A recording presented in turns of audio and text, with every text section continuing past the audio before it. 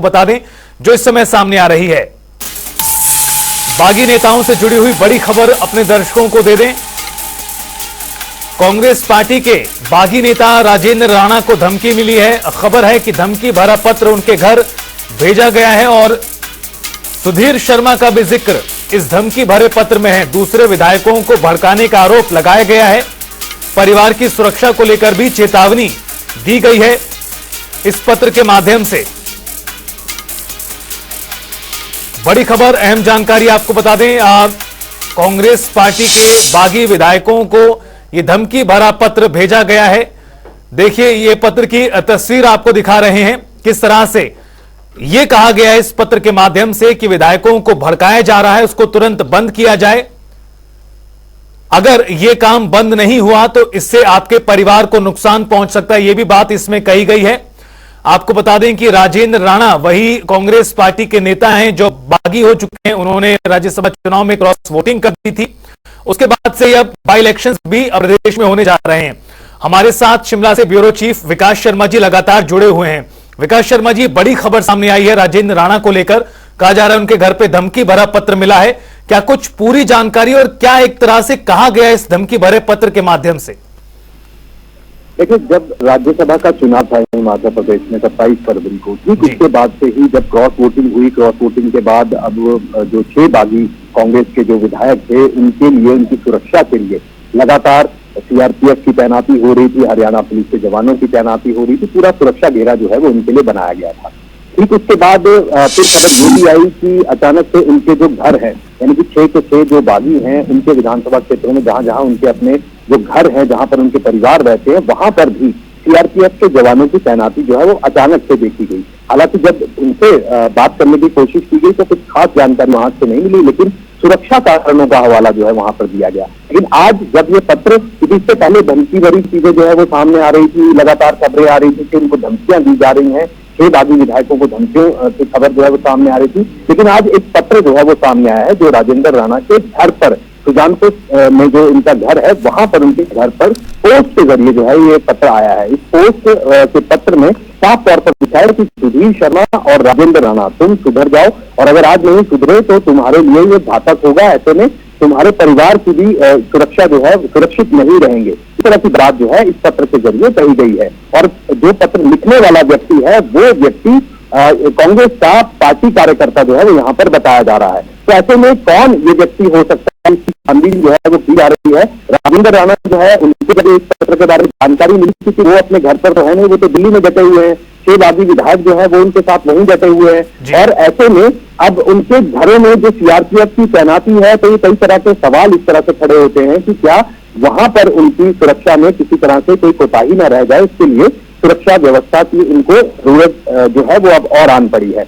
ऐसे में राजेंद्र राणा के जो बेटे हैं अभिषेक राणा, उन्होंने भी सोशल मीडिया पोस्ट के जरिए हाल ही में अभी अब से कुछ ही देर पहले जो है अपनी सोशल मीडिया पोस्ट पर जो है उन्होंने जिक्र किया इस बात का कि उन्हें भी जान से मारने की धमकी जो है वो यहाँ पर दी जा रही है। लेकिन इस पत्र का अहम इस समय पर आना जब अब उनके जाने की, यानी 6 बागी नेताओं से भाजपा में ज्वाइन करने की जो है तो गुगत के हो चुकी है। हालांकि ये कभी भी हो सकता है, ये भी हो सकता है कि आज शाम को जो है ये भाजपा ज्वाइन करें, या फिर ये भी हो सकता है कि अभी 6 तारीख तक का इंतजार जो है वो ये करें, क्योंकि अभी सुप्रीम कोर्ट में 6 तारीख को ये केस फिर से लगा हुआ है। तो ऐसे में प्लान भी ये हो सकता है कि इससे पहले हो सकता है कि ये भाजपा का दामन थाम ले और उसके बाद फिर भाजपा के टिकट पर जो है इन 6 सीटों पर जो उपचुनाव होने हैं विधानसभा से, वहां पर चुनाव लड़े। लेकिन ये कितना धरातल पर सही बैठ पाता है, क्योंकि जहां पर ये 6 उपचुनाव होने हैं वहां पर बीजेपी के कद्दावर नेता जो है वो पहले से तैयारी कर रहे हैं। तो ऐसे में उन नेताओं के टिकट का क्या होगा, उन नेताओं के भविष्य का क्या होगा, इस पर भी कई तरह के सवाल है। लेकिन अब ये जो धमकी भरे पहले जो बातें कही जा रही थी कि धमकियां मिल रही हैं, लेकिन अब ये बिल्कुल साफ हो गया है कि अब चिट्ठियों के जरिए भी धमकियां जो है वो। शर्मा जी, एक और बड़ा सवाल, राजनीतिक तौर पर कौन किस नेता किधर जाता है ये अलग सवाल है, लेकिन जिस तरह से पत्र सामने आया है, मामला कहीं ना कहीं बेहद गंभीर है, संवेदनशील भी नजर आ रहा है। इसको लेकर जांच पड़ताल के मद्देनजर क्या कुछ जानकारी प्रदेश पुलिस दे पा रही है अभी? देखिए, प्रदेश पुलिस की तरफ से तो अभी बिल्कुल साफ नहीं किया गया। हालांकि अभिषेक राणा ने अभी हाल ही में अब से कुछ ही देर पहले जो है सोशल मीडिया पोस्ट पर जब ये जानकारी जो है साझा की थी कि कहीं ना कहीं जो समर्थक हैं जो राजेंद्र राणा के समर्थक हैं, सुधीर शर्मा के समर्थक हैं, या फिर 6 बागियों के जो समर्थक हैं, वो कहीं ना कहीं चर्चा आपस में जरूर कर रहे हैं कि आखिरकार ये कौन लोग हो सकते हैं। क्या कांग्रेस के जो कार्यकर्ता हैं जो कि उनको नापसंद करते हैं, क्योंकि देखिए ये कांग्रेस के ही लोग थे। ऐसे में जब वो कांग्रेस से बागी हो गए तो उसके बाद कहीं ना कहीं रोष जरूर इनके बीच में नजर आ रहा था। पुलिस ये इस हर मामले पर जो है वो यहाँ पर नजर बनाए हुए है।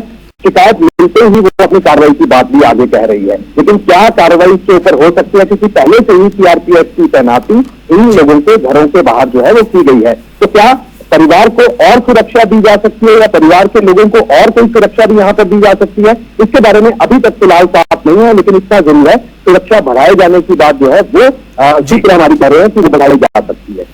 बिल्कुल। अब ऐसे में देखना यह है कि यहां तो नाम लिखकर बताया गया है, कांग्रेस कार्यकर्ता द्वारा ये पूरी चिट्ठी लिखी गई, धमकी भरा पत्र लिखा गया है। पुलिस इस मामले में किस तरह जांच आगे बढ़ाती है और क्या कुछ निकलकर सामने आता है। आपका बहुत शुक्रिया विकास शर्मा जी इस पूरी बातचीत के लिए और जानकारी देने के लिए। और हमारे साथ खुद कांग्रेस पार्टी के बागी पूर्व विधायक, टेक्निकल तौर पर देखा जाए तो सुजानपुर से राजेंद्र राणा जी खुद हमारे साथ जुड़ गए हैं। राजेंद्र राणा जी, एक बड़ा ही संवेदनशील मसला खड़ा हुआ है। आप बताया गया है कि एक धमकी भरा पत्र आपके घर भेजा गया है जिसमें कई तरह की बातें लिखी गई हैं। क्या कुछ कहना चाहेंगे आप इस पूरे घटनाक्रम को लेकर? देखिए, मैं तो दिल्ली में हूं पिछले कुछ दिनों से, क्योंकि हम लोगों को जिस तरीके से विधानसभा से जबरन निष्कासित किया गया है और मामला अभी माननीय सुप्रीम कोर्ट में लंबित है, तो मुझे रात को शाम के वक्त जो है फोन आया था कि मेरा बेटे अभिषेक राणा वहां थे जी। तो उन्होंने बताया कि एक टेलीफोन कॉल आई थी कि उसमें जो धमकी दी गई है 20-22 सेकंड की जी। और जैसे ही वो हमारे प्राइवेट सेक्रेटरी ने डाक कल खोली है तो उसमें जो एक धमकी भरा पत्र है जिसमें सुधीर शर्मा जी जो कि धर्मशाला से हमारे विधायक अभी तो कह सकते हैं कि पूर्व हो गए हैं, उनके और मेरे खिलाफ जो है एक धमकी भरा पत्र था कि आप लोग जिस तरीके से विधायकों को गुमराह कर रहे हैं, ऐसा कर रहे हैं, वो आपको और आपके परिवार को देख लेंगे। तो इस तरीके से धमकी भरा पत्र आया है, उसकी शिकायत पुलिस स्टेशन में दर्ज करवा दी गई है और हमीरपुर के कंसर्न जो एसपी है उनको भी इसकी राजेंद्र राणा जी के पहले भी आपको इसी प्रकार की धमकियां मिलती रही हैं इस धमकी भरे पत्र से पहले, चाहे फोन कॉल के माध्यम से या किसी मैसेजेस के माध्यम से? नहीं, ऐसा मुझे नहीं आया, सुधीर शर्मा जी के साथ हुआ था, बट मुझे तो पहली दफा ये पत्र आया है और पहली दफा फोन पे कॉल आई है। इससे पहले मुझे कोई धमकी भरा पत्र नहीं आया।